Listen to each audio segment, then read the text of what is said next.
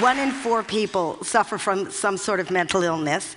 So if it was 1, 2, 3, 4, it's you, sir, you. Yeah, with the weird teeth, and you next to him. You know who you are. Actually, that whole row isn't right. That's not good. Hi, yeah, real bad. Don't even look at me. I am one of the 1 in 4. Thank you. I think I inherited from my mother, who used to crawl around the house on all fours. She had 2 sponges in her hand, and then she had 2 tied to her knees. My mother was completely absorbent. And she would crawl around behind me going, "Who brings footprints into a building?" So that was kind of a clue that things weren't right. So before I start, I would like to thank the makers of lamotrigine, sertraline, and reboxetine. Because without those 2 simple chemicals, I would not be vertical today. How did it start? My mental illness started, well, I'm not even going to talk about my mental illness. What am I going to talk about? Okay. I always dreamt that when I had my final breakdown, it would be because I had a deep Kafkaesque existentialist revelation, or that maybe Cate Blanchett would play me and she would win an Oscar for it. But that's not what happened. I had my breakdown during my daughter's sports day. There were all the parents sitting in a parking lot eating food out of the back of their car, only the English, eating their sausages. They love their sausages. Lord and Lady Rigor Mortis were nibbling on the tarmac. And then the gun went off and all the girlies started running and all the mummies went, "Run! Run, Chlamydia, run!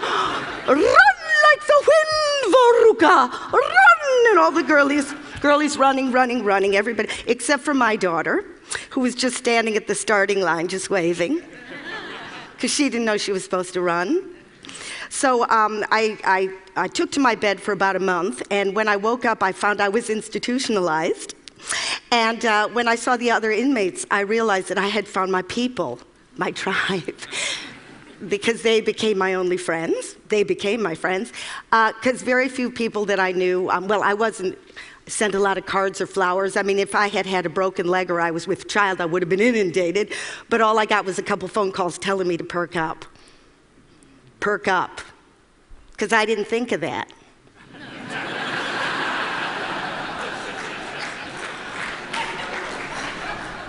Because, the one thing that you get with this disease, this one comes with the package, is you get a real sense of shame.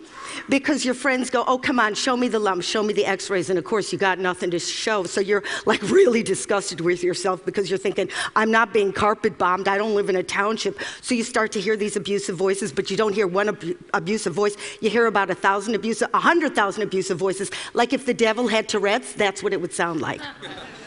But we all know in here, there is no devil, there are no voices in your head. You know that when you have those abusive voices, all those little neurons get together, and in that little gap, you get a real toxic, I want to kill myself kind of chemical. And if you have that over and over again on a loop tape, you might have yourself depression. Oh, and that's not even the tip of the iceberg. If you get a little baby and you abuse it verbally, its little brain sends out chemicals that are so destructive that the little part of its brain that can tell good from bad just doesn't grow. So you might have yourself a homegrown psychotic. If a soldier sees his friend blown up, his brain goes into such high alarm that he can't actually put the experience into words, so he just feels the horror over and over again. So here's my question. My question is, how come when people have mental damage, it's always an act of imagination? How come every other organ in your body can get sick and you get sympathy except the brain?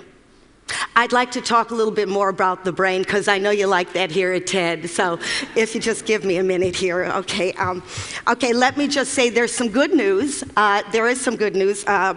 First of all, let me say we've come a long, long way.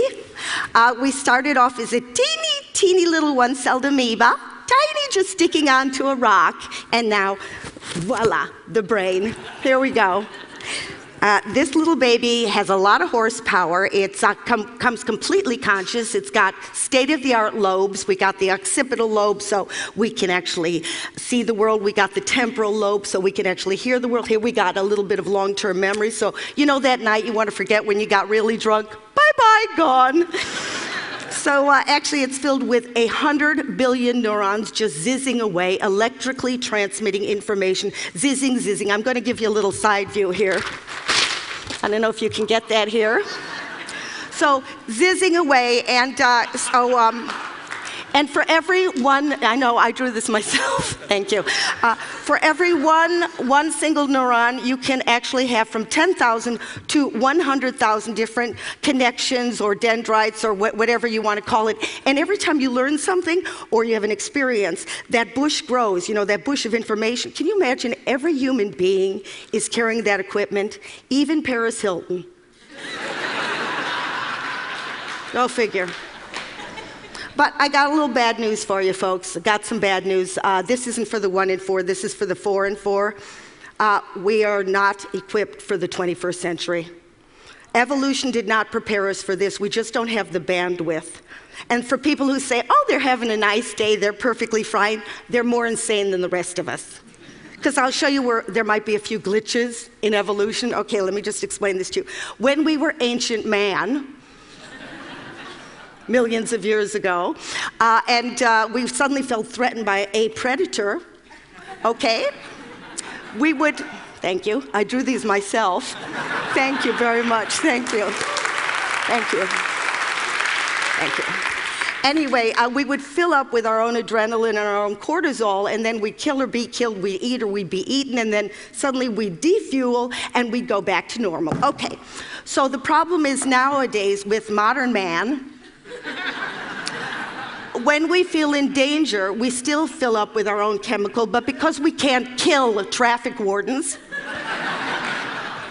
or eat estate agents, the fuel just stays in our body over and over, so we're in a constant state of alarm, constant state. And here's another thing that happened. About 150,000 years ago, when language came online, we started to put words to this constant emergency. So it wasn't just, oh my God, there's a saber-toothed tiger, which could be. It was suddenly, oh my God, I didn't send the email. Oh my God, my thighs are too fat. Oh my God, everybody can see I'm stupid. I didn't get invited to the Christmas party. So you got this nagging loop tape that goes over and over again that drives you insane. So you see what the problem is? What once made you safe now drives you insane. I'm sorry to be the bearer of bad news, but somebody has to be. Your pets are happier than you are.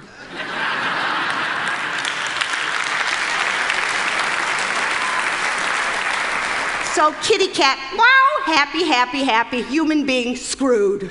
Completely and utterly. So screwed.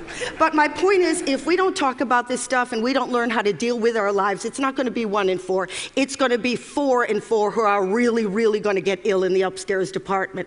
And while we're at it, can we please stop the stigma? Thank you.